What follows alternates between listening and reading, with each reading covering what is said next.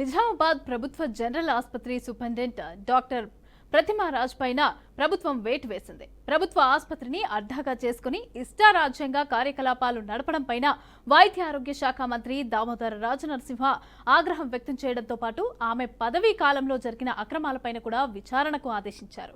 రోగుల అవస్థలను పట్టించుకోకుండా తన ఛాంబర్ను ఫంక్షన్ హాల్ లాగా మార్చుకొని పుట్టినరోజు వేడుకలు నిర్వహించడం, సిబ్బంది నుంచి కానుకలు పొందడం పైన ప్రభుత్వం సీరియస్ గా తీసుకుని ఆమెను బాధ్యతల నుంచి తప్పించింది. నూతన సూపరింటెండెంట్ గా డాక్టర్ శ్రీనివాస్ కు బాధ్యతలు అప్పగించింది. రైట్, ఇదే అంశానికి సంబంధించి పూర్తి డీటెయిల్స్ మా ప్రతినిధి ధనుంజయ్ అందిస్తారు. ధనుంజయ్.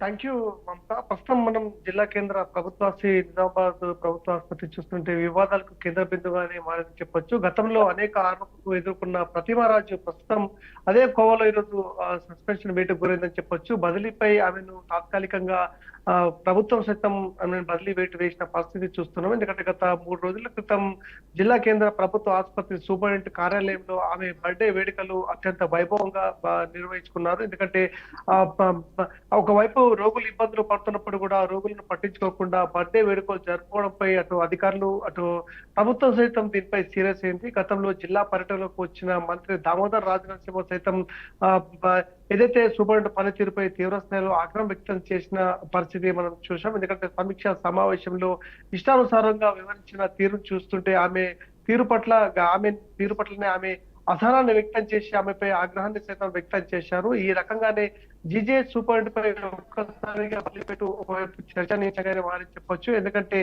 అవినీతి ఆరోపణలకు కేర్ ఆఫ్ అడ్రస్ గా మారిన ప్రభుత్వ ఆసుపత్రిని పూర్తిగా అడ్డాగానే మార్చుకోని చెప్పొచ్చు.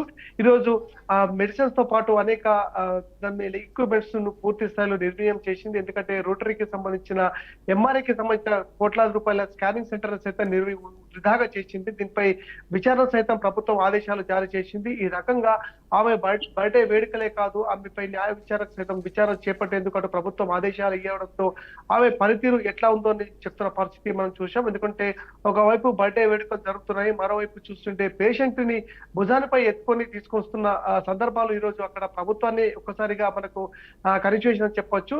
ఈ రకంగా ప్రభుత్వ పనితీరుపై సూపరింటెండెంట్ వ్యవహరిస్తున్న తీరే దీనికి నిదర్శనంగానే భావించి ఈ రోజు బర్త్డే వేడుకలు జరుపుకోవడం ఎంత చర్చనీయాంశంగానే అని చెప్పొచ్చు.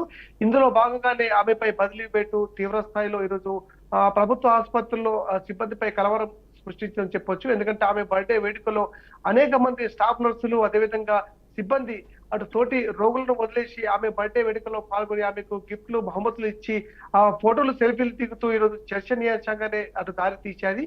దీంట్లో భాగంగానే దీని పట్ల సూపరింటెండెంట్ తీరు పట్ల అటు మంత్రి దామోదర్ రాజనరసింహ సీరియస్ గా వ్యవహరించడంతోనే ఈ రోజు ఒక కొలిక్కి వచ్చని చెప్పొచ్చు. అవినీతి ఆరోపణలతో పాటు ఆమె వివాదాస్పదమైన వ్యాఖ్యలే ఈ రోజు ఈ తీవ్ర స్థాయిలో ఇటు వివాదాలకు దారి తీసిందని చెప్పొచ్చు. ఎందుకంటే మెడికల్ కాలేజ్ సిబ్బందితో పాటు సిబ్బందిని అరచేతిలో పెట్టుకుని ఆమె ఇబ్బందులు పాలు చేస్తున్న సందర్భాలే దీంట్లో భాగంగానే పై వేటు వేసిందని చెప్పొచ్చు మనకు మమత.